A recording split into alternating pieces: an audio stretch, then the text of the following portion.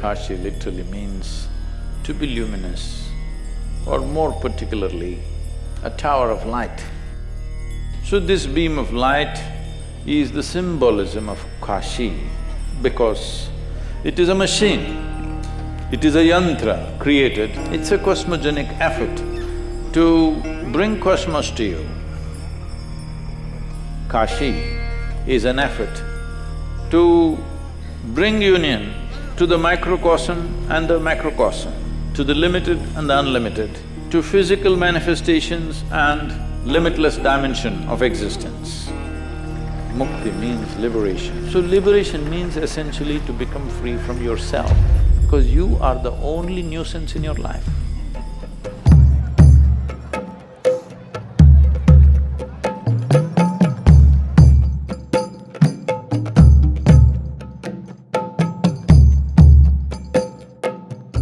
So the significance of being in Kashi, the word Kashi literally means to be luminous, or more particularly, a tower of light.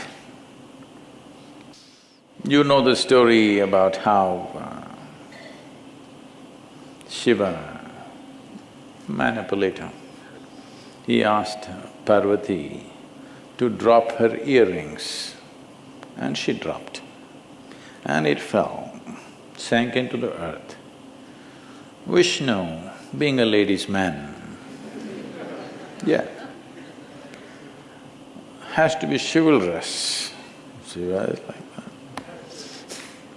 Vishnu is he has to show his chivalry. So he went to pick up the earring. Well, as he dug deeper and deeper and deeper because of this labor, and he started sweating so much, he's gathered in a pool, which became the Manikarnika. Manikarnika was actually a pool or a kund. On the banks of it, people were doing cremation also. So, this pool got merged with the river. It is said that when the Manikarnika pool was formed, there was no Ganga.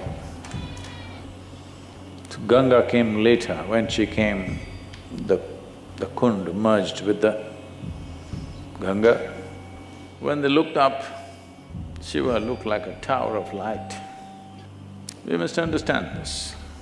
You ever flashed a powerful torch into the sky? You tried it at least in the night and you saw a tower of light going up if the thing was powerful. You don't know where it ends. Nobody really knows where it actually ends. It looked like it went forever. So this beam of light just went unstopped by anything. So this beam of light is the symbolism of Kashi because it is a machine, it is a yantra created, it's a cosmogenic effort to bring cosmos to you. Because fortunately, every tiny bit of this cosmos, from an atom to an amoeba, to a single-celled animal, to everything else in the universe and the larger cosmos are essentially made to the same design. Kashi is an effort to bring union to the microcosm and the macrocosm, to the limited and the unlimited, to physical manifestations and limitless dimension of existence. It is not that we have to bring union, it is already in union. We have to reorient ourselves from our survival mode to transcend our survival mode and look at the existence. For this we needed tools. If you perceive the nature of the cosmos, suddenly the way you operate, the way you relate to the existence in which you live is totally different. Do you have to be in Kashi to do this? No, not necessarily. But see, you can achieve health anywhere. But a lot of people go to the hospital when they are ill. Because it's a common place where certain tools and facilities and medicines and expertise is available in one place.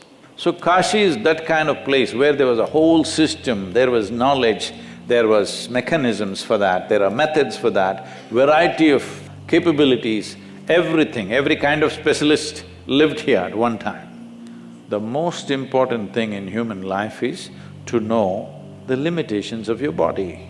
Yesterday you were born, tomorrow you will be buried, only today is there to live. This is the nature of the existence. And before death becomes today, life needs to blossom. So every possible mechanism that we could use, we set it up across the country. There are many mechanisms like this, most of them unfortunately broken, including this one, which is largely disturbed. But the energetic part of it is still, if not absolutely, pretty alive. Because always when we consecrated spaces of this nature, including Dhyanalinga, it is not in the structure. Structure is only a scaffolding. Kashi is generally said, by legend, it is said that it is on top of Shiva's Trishul, it is not on the ground. What I am seeing in my experience is, approximately the real structure of Kashi is about 33 feet above the ground. If we had any sense, we should not have built anything beyond 33 feet. But we have, because sense has always been scarce. Yes, it's been a very scarce material in the world. And by geometrical calculations, it could be up to 72 or 7,200 feet. The energetic structure is made like that. So this is why they called it a tower of light, because those who had eyes to see saw that it is a very tall structure. And it did not stop there, it gave you access to what is beyond. The idea is to achieve something that a human being could achieve within himself or herself through an organized mechanism which comes from distilled essence of thousands of years of realization of many people. If you have to realize things by yourself, it's like reinventing the wheel, unnecessarily going through a whole lot of painful processes.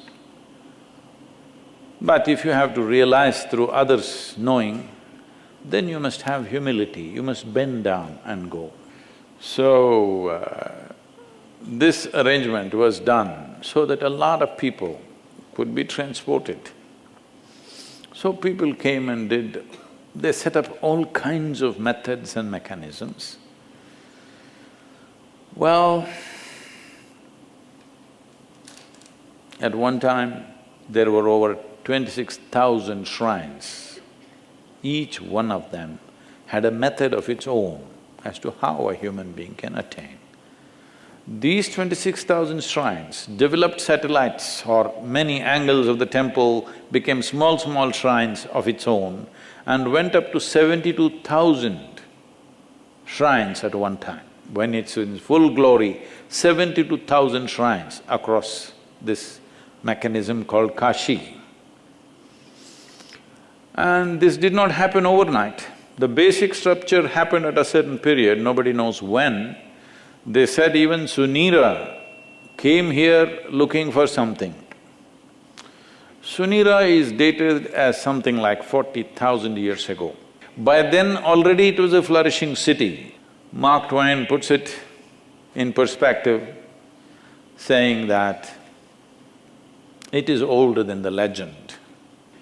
In terms of antiquity, nobody knows exactly when. Shiva came here because the city was so beautiful and he wanted to come. So before he came, it was already a phenomenal city. Just about 2 years ago, they discovered 3 layers of temples which were all closed down for a long period of time. This means the city has sunk over a period of time and again it's been rebuilt one on top of the other. There are 3 to 5 layers of the city because over a period of time, the earth kind of recycles itself. It has been ravaged for 6, 7 centuries continuously. In spite of that, still, if you're a little sensitive, this is a fantastic place. Well, can we put it back into full glory? I don't think so. One thing is, too much disturbance has happened. Another thing is, building back something like that is the fool's paradise. It has been ravaged many times, but because the energy body of Kashi was 33 feet above the ground, it is still alive with some damage, substantial damage, but still a phenomenal place. Because if you want to look at it this way, this is one way to interpret, it's a home with 72,000 rooms. More than 3,000 are alive in the energy form. For every dimension of life, for every quality of a human being, they built a linga. This is how these temples came. For every aspect, one linga. Some extreme, some very much socially acceptable, some beyond all social acceptance, all kinds of things existed in parallel. Nobody found fault with anything. Anybody could do what they want as long as they're seeking mukti. As long as they're seeking liberation and they're sincere about it, they could do whatever they want. That is how significant mukti was considered to be. You must attain in this life. So the entire process of seeking mukti comes from this point, that they want to clear this. They call this karma. A cloud of memory and imagination playing up and deceiving you to believe so many things which are not true, which you will see as you sit here. The only damn thing that you have is life. Rest is all your imagination. Mukti means liberation. So liberation means essentially to become free from yourself, because you are the only nuisance in your life.